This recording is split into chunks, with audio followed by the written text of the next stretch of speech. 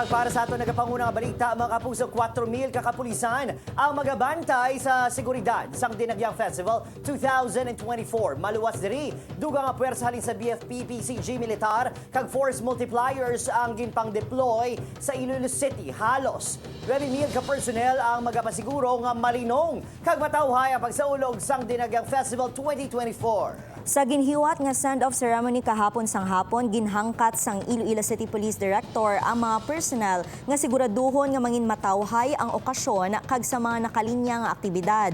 Dako man ang pagsalig sang Iloilo City Government sa kapasidad sang kapulisan kag iban nga law enforcement agencies. Nagpasalig man ang Police Regional Office 6 sang kahandaan sang security forces sa pagsaulog sang Dinagyang Festival 2024. And that every individual's experience of Dinagyang will not only be the merriest but the safest celebration. Let us do our job sincerely. Be aware of the relative rules applicable during this 3-day event. And now for Dinagyang 2024, we are counting on you again.